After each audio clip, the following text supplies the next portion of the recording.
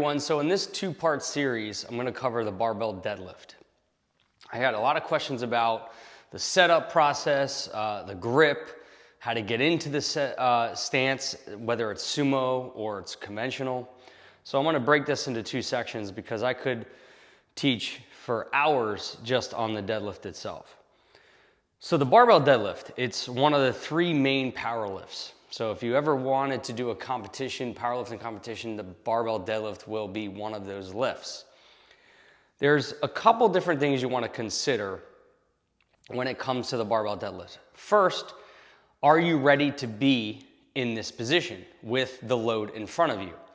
So in my case, with my students, I take them through a very detailed progression before they even get to this position. So what I do is I like to start with the kettlebell deadlift, and that's simply figuring out your position, your hip hinge, and the benefit of that is that the bell or the load is right under you.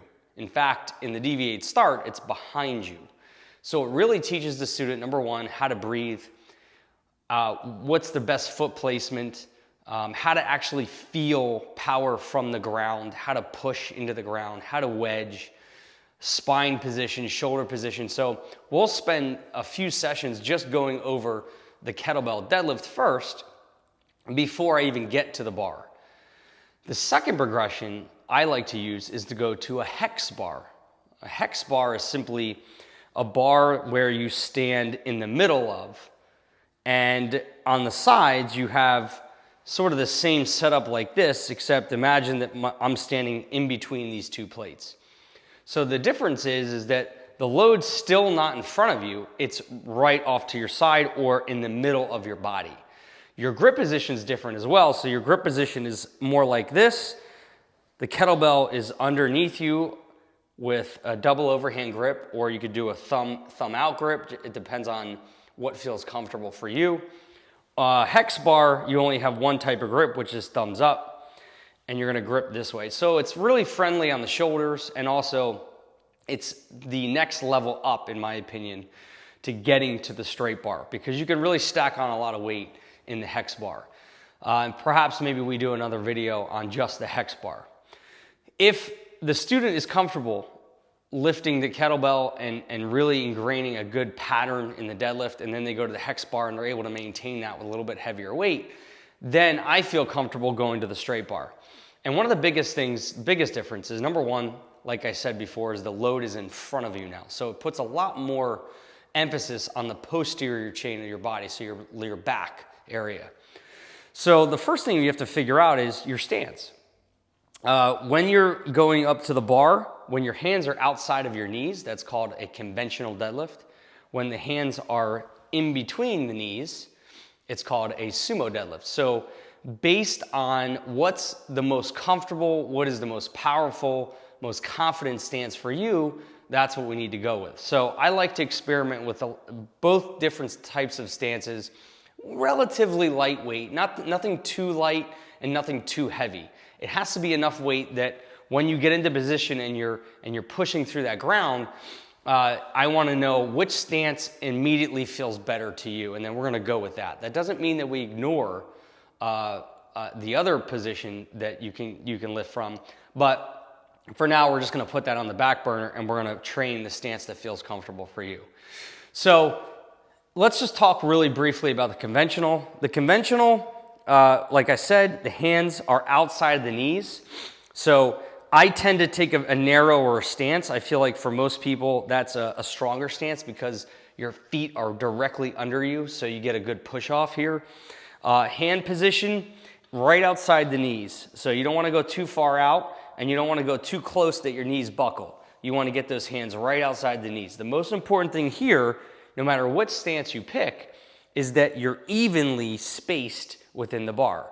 So when you look at a bar, and every bar is going to be a little different, you want to make sure that you're in the center of that bar.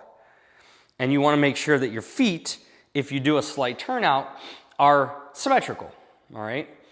Your grip, you want to make sure, and you can look at notches on the bar, that they're equal distance on both sides. All of these little facets really make a difference when it comes to the pull itself. Now, don't assume that if somebody's taller or larger, they can't get into those positions, because I've seen it. So you have to train both and see what feels right for that person. It's very, very specific to the individual. The sumo, you have a little bit more variability. So the legs can be very far apart. They can be closer together. All that matters is those hands are inside the knees. Okay? So again, it depends on your build. Depends on if you feel stronger with your feet wider or narrower. You have to play around with this and get some reps in, some time under the bar, and just to see what it feels like for you. Now, as far as the grip, I prefer double overhand just because it taxes the grip a little bit more, and why not strengthen the grip?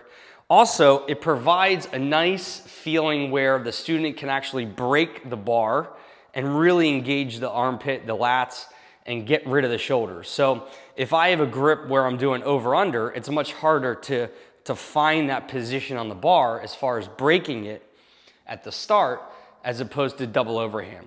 So I like the symmetry aspect of it. So I like to take wherever position I decide to be in, I just let my arms hang, and that's where I want to grip that bar, just like that. So I don't want to go too far out, I don't want to go too narrow. Whatever my arms hang as far as my distance from my shoulders, that's where I want to grip that bar, okay? So you got to put some time in and really focus on your setup, right? You want to make sure that your foot position's even on both sides, your hand position's even on both. This is not a time to rush figuring out your setup position. So those are the first steps that you need to take, is to figure out whether it's conventional or sumo is better for you, and to rehearse over and over again pulling that bar off the ground.